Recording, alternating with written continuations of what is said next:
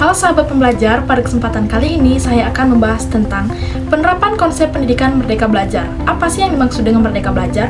Bagaimana konsep ini bisa diterapkan dalam pendidikan di Indonesia? Mari kita simak bersama. Merdeka Belajar adalah sebuah konsep pendidikan yang diperkenalkan oleh Kementerian Pendidikan, Kebudayaan, Riset, dan Teknologi Republik Indonesia.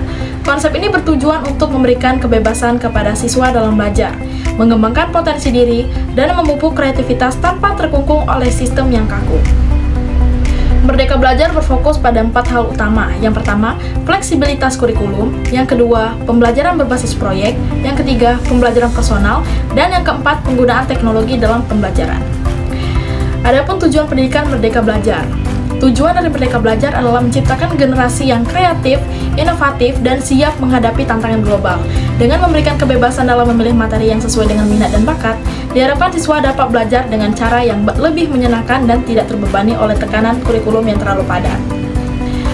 Selanjutnya, penerapan Merdeka Belajar dalam kehidupan sekolah. Sekarang mari kita bahas bagaimana penerapan Merdeka Belajar dalam kehidupan sehari-hari di sekolah. Berikut adalah beberapa contoh nyata penerapannya. Yang pertama itu pembelajaran berbasis proyek, di mana siswa diberikan kesempatan untuk memilih proyek yang mereka minati dan relevan dengan kehidupan nyata.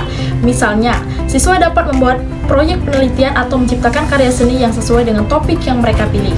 Yang kedua, penggunaan teknologi untuk pembelajaran, yaitu penggunaan platform digital, aplikasi pembelajaran, dan sumber daya online menjadi bagian penting dalam Merdeka Belajar. Misalnya, penggunaan aplikasi seperti Google Classroom, YouTube Education, dan platform pembelajaran interaktif lainnya untuk mendalami materi pelajaran. Yang ketiga itu fleksibilitas dalam penilaian. Dengan Merdeka Belajar, penilaian tidak hanya didasarkan pada ujian akhir saja, tapi juga bisa menggunakan penilaian berbasis proyek, portofolio, atau bahkan per assessment.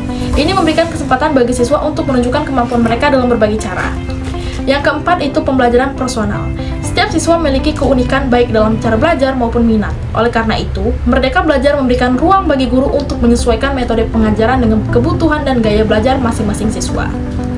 Tentu saja penerapan konsep Merdeka Belajar ini juga tidak tanpa tantangan.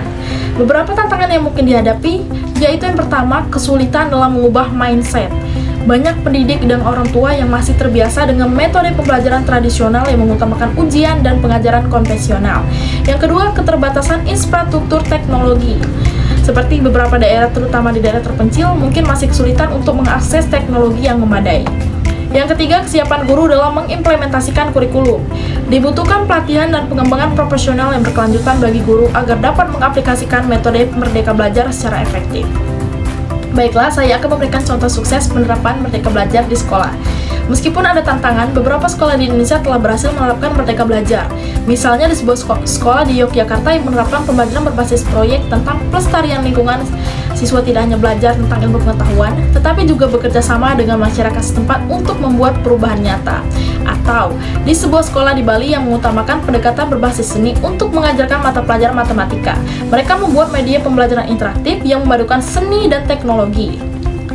Adapun peran guru dalam Merdeka Belajar. Dalam penerapan Merdeka Belajar, guru memiliki peran yang sangat penting, bukan hanya sebagai pengajar, tetapi juga sebagai fasilitator dan inspirator. Guru harus mampu memberikan kebebasan kepada siswa untuk mengeksplorasi minat mereka, membimbing mereka dalam menyelesaikan tantangan, dan memberikan feedback yang membangun. Baiklah, itu saja penyampaian materi dari saya. Saya akan memberikan kesimpulan dari penyampaian materi tersebut. Pendidikan Merdeka Belajar adalah sebuah langkah maju untuk menciptakan sistem pendidikan yang lebih fleksibel, inklusif, dan berfokus pada pengembangan potensi diri setiap siswa. Meski terdapat tantangan, kita bisa melihat bahwa perubahan menuju pendidikan yang lebih baik sudah dimulai dan terus berkembang. Dengan dukungan semua pihak, kita dapat mewujudkan pendidikan yang lebih merdeka dan menyenangkan bagi setiap anak. Sekian materi penerapan konsep pendidikan Merdeka Belajar, semoga bermanfaat dan dapat memberikan inspirasi bagi kita semua. Jangan lupa untuk terus belajar dan berinovasi. Sampai jumpa di video pembelajaran berikutnya. Terima kasih.